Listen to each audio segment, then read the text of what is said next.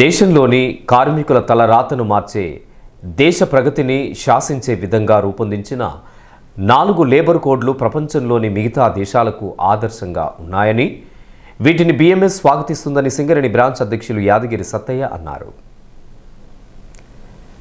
మేరకు ఆదివారం ఎయిటింగ్లైన్ కాలనీలోని ప్రెస్ భవన్లో ఏర్పాటు చేసిన విలేకరుల సమావేశంలో ఆయన మాట్లాడుతూ దేశంలోని వామపక్ష సంఘాలతో పాటు మిగతా జాతీయ సంఘాలు, ప్రాంతీయ సంఘాలు 44 చట్టాలను 4 లేబర్ కోడ్లుగా మారుస్తున్న సందర్భంగా గత 5-6 సంవత్సరాలుగా దుష్ప్రచారం చేశాయని అన్నారు. పార్లమెంటులో తీవ్రంగా చర్చించిన తర్వాత 44 చట్టాలను 4 లేబర్ కోడ్లుగా ఏర్పాటు చేశారన్నారు. కార్మికుల సంక్షేమం, పరిశ్రమల ప్రగతి, దేశాభివృద్ధి, చక్కటి వేతనాలు, సామాజిక భద్రత, ఆరోగ్యం, టర్మినల్ బెనిఫిట్స్ లాంటి అనేక చక్కటి అంశాలు ఉన్నాయని అన్నారు. అయితే ఇందులో కొన్ని లోపాలు ఉన్నాయని, వీటిని సవరించాలని BMS కేంద్ర ప్రభుత్వం దృష్టికి తీసుకెళ్లినట్లు తెలిపారు. కానీ కొన్ని సంఘాలు వారికి ఇబ్బంది కలిగించే విధంగా ఉన్నందున వ్యతిరేకిస్తున్నారని అన్నారు. దేశంలోనే కాకుండా సింగరేణిలోనూ అన్ని సంఘాల్లో ఉన్న నాయకులు అంతా ఉద్యోగులు కాదని అన్నారు. ఒక్క BMS మాత్రమే దేశంతో పాటు సింగరేణిలోనూ కార్మికులే కమిటీలో ఉన్నారని అన్నారు. త్వరలో 4 కోడ్లపై కార్మికులకు అవగాహన కల్పించడానికి BMS నిపుణులతో గనులపై ద్వార సమావేశాలు, అవగాహన కార్యక్రమాలు నిర్వహిస్తామని తెలిపారు. భారతదేశంలో ఉన్న కార్మిక చట్టాలను 44 కోడులను 4 కోడులుగా ప్రవేశపెడతారని చెప్పేసి గగ్గోలు చేసిన వామపక్ష కార్మిక సంఘాలకు సింగరేణి కోల్ మైన్స్ కార్మిక సంఘ్ BMS పరంగా మేము ఇదో పలుకుతా ఉన్నాం. భారతదేశంలో ఉన్న చట్టాలన్నింటినీ కూడా భారత రాజ్యాంగం ప్రకారం పారదర్శకంగా ఉండాలి, కార్మిక హక్కులను సంరక్షించాలి, పరిశ్రమలను పరిరక్షించుకోవాలనే ఆలోచన విధానం అంతిమంగా దేశానికి ప్రగతి తేవాలి.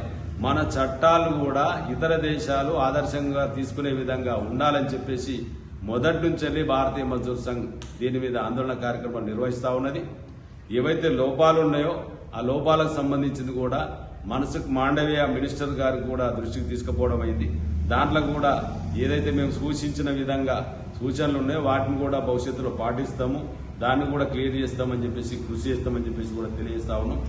ఇవాళ కార్మిక చట్టాల మీద ఒక్కొక్క చట్టం మీద ఒక్కొక్క కార్మికునికి స్పష్టమైన వైఖరితోటి కార్మిక సంఘాలు ఏవైతే వామపక్ష భావజాలం కలిగిన కార్మిక సంఘాలు ఉన్నాయో వాటిని స్పష్టంగా తెలియాల్సిన బాధ్యత కార్మిక సంఘాల పైన ఉన్నది, నాయకుల పైన ఉన్నది. కానీ తప్పుదోవ పట్టించి MMDR చట్టం ఏదైతే తప్పుదోవ పట్టించి ఇలా వేలం పాటకు పోకపోతే 8 బొగ్గు గనులు ఎట్లయితే కోల్పోయినామో అట్లనే సింగరేణి పరిశ్రమలో కూడా కార్మికులను తప్పుదోవ పట్టేయకుండా ఒక చట్టం గురించి స్పష్టంగా తెలియజేయాలని చెప్పేసి తెలిసే విధంగా చెప్పాలని చెప్పేసి మేము సింగరేణి కోల్ మైన్స్ కార్మిక సంఘం BMS తరఫున అభిప్రాయపడతా ఉన్నాం.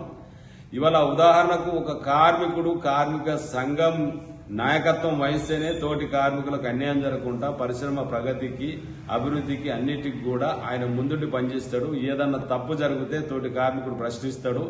ఏదన్నా మనం లోపం కనుక చేస్తే తోటి కార్మికుడు మనకు తెల్లారితేనే ఆయన మనల్ని నిలదీస్తాడు, ప్రశ్నిస్తాడు అనే భయం ఉంటుంది, భక్తి ఉంటుంది. కాబట్టి కార్మికుడే కార్మిక సంఘానికి నాయకుడు కావాలనేది ఒక కోడు. దీనిలో ఏ కార్మిక సంఘానికి అభ్యంతరం ఉన్నదో ఒక్కసారి కార్మికులల్లా చెప్పాలని చెప్పేసి మేము కోరుతా ఉన్నాం. అట్లనే ప్రభుత్వానికి సంబంధించిన ప్రభుత్వ రంగ సంస్థలలో ఇవాళ సింగరేణి కాలనీస్ కూడా ప్రభుత్వ రంగ సంస్థే. షేర్లు ఉన్నప్పటికీ కేంద్ర రాష్ట్ర ప్రభుత్వాల షేర్లు ఉన్నప్పటికీ కూడా చట్ట పరిధిలో నడిచేటి ఇవాళ గ్రాట్యుటీ ఏదైతే ఉన్నదో 5 సంవత్సరాలు పనిచేస్తేనే గ్రాట్యుటీ ఎలిజిబిలిటీ ఉండేది. 5 సంవత్సరాల సీలింగ్ తీసేసి ఇవాళ 1 సంవత్సరం ఏ సంస్థలో పనిచేసినా కూడా గ్రాట్యుటీ ఇవ్వాలనే ఏదైతే తీర్మానం చేసి చట్టం చేసి పంపిరో అది ఎంత పారదర్శకంగా ఉన్నదో ఇటువంటి చట్టాలను కూడా మనం ముందుకు తీసుకుపోవాల్సిన అవసరం ఉన్నదని చెప్పేసి కూడా తెలియజేస్తా ఉన్నాం. విలేకరుల సమావేశంలో సెంట్రల్ కమిటీ నాయకులు పున్నమనేని వేణుగోపాల్, ఏరియా ఉపాధ్యక్షులు వడ్డపల్లి కుమారస్వామి, మాదాస రవీందర్, అబ్బు శివాజీ, లింగం నాయక్, దాసరి శ్రీనివాస్, గట్టు శ్రీనివాస్ పాల్గొన్నారు.